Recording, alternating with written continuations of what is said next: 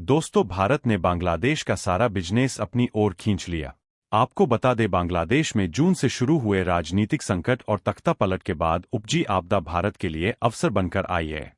क्योंकि दुनिया भर में कपड़ा उद्योग के लिए मशहूर बांग्लादेश को इस ताजा घटनाक्रम से काफी नुकसान हुआ, तो दूसरी ओर भारत ने इसका जमकर फायदा उठाए। और हाल में जारी आंकड़े साफ बताते हैं कि कैसे बांग्लादेश संकट के बाद भारतीय कपड़ा उद्योग ने रफ्तार पकड़ी है। लेकिन जहां एक तरफ भारत बांग्लादेश के हालातों से फायदा उठा रहा है, वहीं पाकिस्तान के हालात भी अब कुछ ठीक नहीं है। हाल ही में अब भारत में शरण ले रही शेख हसीना के खिलाफ अरेस्ट वारंट जारी हो चुका है, जिससे शेख हसीना की मुश्किलें बढ़ गई है। लेकिन सवाल अब यह उठता है कि इस अरेस्ट वारंट के खिलाफ भारत का रिएक्शन क्या होगा। क्या वह शेख हसीना को आसानी से बांग्लादेश को सौंप देगा या फिर नहीं? आइए जानते हैं आज की इस वीडियो में। लेकिन दोस्तों, आगे बढ़ने से पहले भारत को होने वाले फायदे के लिए इस वीडियो को एक लाइक करके चैनल को सब्सक्राइब जरूर करें। दरअसल बांग्लादेश में आए संकट के कारण जहां बांग्लादेश के टेक्सटाइल इंडस्ट्री को काफी ज्यादा नुकसान हुआ है, वहीं दूसरी ओर यह समय भारत की टेक्सटाइल इंडस्ट्री के लिए अवसर बनकर आए। और बांग्लादेश संकट के बाद भारतीय कपड़ा उद्योग ने रफ्तार पकड़ ली है। यहां पर वाणिज्य मंत्रालय ने बताया कि वैश्विक अनिश्चितताओं के बावजूद देश का गारमेंट एक्सपोर्ट चालू वित्त वर्ष 2024 से 25 में अप्रैल सितंबर के दौरान 8,555 पर बढ़कर $7.5 अरब हो गया है। वाणिज्य मंत्रालय के अनुसार सितंबर में भी तैयार रेडीमेड गारमेंट का एक्सपोर्ट 17.3 बढ़कर $1.11 अरब पहुंच गया है, जो कि सभी भारतीयों के लिए एक गर्व की बात है। गौर करने वाली बात यह है कि गारमेंट एक्सपोर्ट प्रमोशन काउंसिल के चेयरमैन सुधीर शेखरी ने कहा कि ग्लोबल एडवर्सिटीज और पर्सिस्टेंट इन्फ्लेशन दबाव के बावजूद भारत के एक्सपोर्ट में हाई राइज दर्ज की गई है। और यहां तक कि प्रमुख गारमेंट एक्सपोर्टर देशों में भी हाल के महीनों में तैयार गारमेंट्स के एक्सपोर्ट की ग्रोथ में मंदी देखने को मिली है।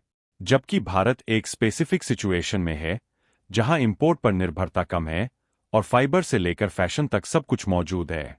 लेबर फोर्स युवा है, इसलिए भारत की ग्रोथ तेजी से बढ़ रही है और इसमें किसी भी प्रकार की परेशानी नहीं है, जिससे बांग्लादेश भारत से काफी पीछे हो चुका है। जरूरी बात यह है कि इस साल एक्सपोर्टर कई बड़े अंतर्राष्ट्रीय मेलों में हिस्सा लेंगे और 2025 में फिर से भारत टैक्स की मेजबानी करेंगे, ताकि ग्लोबल लेवल पर अपनी उपस्थिति बढ़ाई जा सके।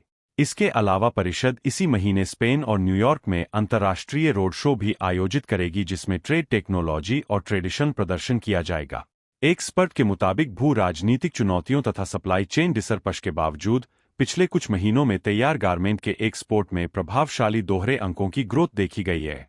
और यह कहना गलत नहीं होगा कि पूरी दुनिया भारत को पहली पसंदीदा के रूप में देखने लगी है, जहां भारत की रीच मेजर एक्सपोर्ट डेस्टिनेशन जैसे कि अमेरिका, ब्रिटेन, जर्मनी, स्पेन और नीदरलैंड तक बढ़ रही है। लेकिन दोस्तों, जिस पूर्व पीएम शेख हसीना के भारत आने के बाद से बांग्लादेश भारत विरोधी तेवर दिखा रहा था, अब उसी शेख हसीना के खिलाफ बांग्लादेश के इंटरनेशनल क्रिमिनल ट्रिब्यूनल ने वारंट जारी कर दिया है। जहां बांग्लादेश में हुए हिंसक छात्र आंदोलन के दौरान मानवता के विरुद्ध अपराध के आरोप के तहत शेख हसीना और अन्य 45 लोगों के खिलाफ गिरफ्तारी का वारंट जारी किया गया है, जिसको लेकर शेख हसीना को 18 नवंबर तक ट्रिब्यूनल के सामने पेश होना है। ऐसे में अब बड़ा सवाल यह उठ रहा है कि शेख हसीना के खिलाफ वारंट को लेकर भारत की रिएक्शन क्या होगी। दोस्तों, आपको बता दें कि शेख हसीना ने 5 अगस्त को बांग्लादेश छोड़ा था और तभी से भारत में शरण लेकर रह रही है। वहीं बांग्लादेश की अंतरिम सरकार हसीना के प्रत्यर्पण की मांग कई बार कर चुका है और यहां तक कि बांग्लादेश में पहले से ही शेख हसीना के खिलाफ कई केस चल रहे हैं।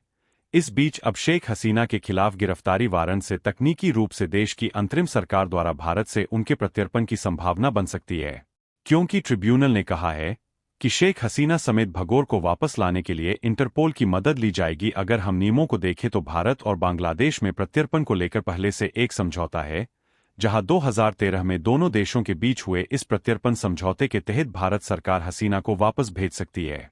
लेकिन बांग्लादेश की मांग के बाद भी अब तक भारत ने ऐसा नहीं किया है। ऐसे में सवाल यह है कि अगर अब इंटरनेशनल क्रिमिनल ट्रिब्यूनल या बांग्लादेश सरकार शेख हसीना के प्रत्यर्पण की मांग करती है, तो क्या भारत उसकी अपील खारिज कर पाएगा? तो यहां पर हम आपको बता दें, भले ही दोनों देशों के बीच प्रत्यर्पण संधि हो, लेकिन इस समझौते में 2016 में एक संशोधन हुआ था, जिसके मुताबिक प्रत्यर्पण के लिए सबूतों की भी जरूरत नहीं है। अगर किसी देश की अदालत गिरफ्तारी का वारंट जारी करती है, तो प्रत्यर्पण से इनकार नहीं किया जा सकता। हालांकि संधि का अनुच्छेद 6 कहता है कि अगर अपराध राजनीतिक प्रकृति का है तो प्रत्यर्पण से इनकार किया जा सकता है। इसके अलावा सैन्य अपराध के मामलों में भी प्रत्यर्पण से इनकार किया जा सकता है। ऐसे में भारत हसीना के अपराध को राजनीतिक प्रकृति का करार देकर प्रत्यर्पण से मना कर सकता है। बता दें कि बांग्लादेश के इंटरनेशनल क्रिमिनल ट्रिब्यूनल ने छात्रों के व्यापक आंदोलन के दौरान मानवता के विरुद्ध कथित अपराध के लिए पूर्व पीएम शेख हसीना और आवामी लीग के शीर्ष नेताओं समेत अन्य 45 लोगों के खिलाफ गिरफ्तारी वारंट जारी किया है, जहां अधिकारियों को निर्देश दिया है कि वे हसीना और दूसरे लोगों को 18 नवंबर तक उसके समक्ष पेश करें। लेकिन दोस्तों, जहां बांग्लादेश की ओर से शेख हसीना के खिलाफ वारंट जारी किया गया है, वहीं आपको यह जानकर हैरानी होगी कि पड़ोसी मुल्क बांग्लादेश से भारत में अवैध घुसपैठ कराने का धंधा चल रहा है और भारतीय सीमा में प्रवेश कराने का यह धंधा कोई ज्यादा महंगा नहीं है। जिन लोगों को अवैध तरीके से भारतीय सीमा में प्रवेश कराना है, उनके दस्तावेज भी बांग्लादेश में ही तैयार कराए जा रहे हैं। दोस्तों, जहां बांग्लादेश में 1000 टके में नकली भारतीय आधार कार्ड तैयार हो जाता है, और तो और बॉर्डर पार कराने की गारंटी देने वाले गिरोहों का भी पर्दाफाश हुआ है। सीमा सुरक्षा बल बीएसएफ ने अपनी सतर्कता से एक ऐसे ही मामले का खुलासा किया है, जहां एक अहम ऑपरेशन में बीएसएफ की बटालियन के सतर्क जवानों ने मुर्शिदाबाद जिले में भारत बांग्लादेश सीमा पर अवैध घुसपैठ के प्रयास को नाकाम कर दिए। वहीं हाल ही की खबरों के मुताबिक पाकिस्तान में भी बांग्लादेश जैसे हालात बनने लगे हैं, और जिस तरह बांग्लादेश में हजारों छात्रों ने सड़कों पर उतरकर स्कूल कॉलेजों को बंद करवा दिया था, उसी तरह पाकिस्तान के लाहौर में भी एक छात्रा के साथ हुई घटना के बाद हंगामा मचा हुआ है। अब सवाल यह उठता है कि क्या पाकिस्तान का हाल भी बांग्लादेश जैसा होने वाला है, और क्या भारत शेख हसीना को वापस बांग्लादेश भेजने पर विचार करेगा या नहीं? अपनी राय हमें कमेंट बॉक्स में जरूर बताएं। मिलते हैं एक और नॉलेजेबल वीडियो में, तब तक के लिए धन्यवाद।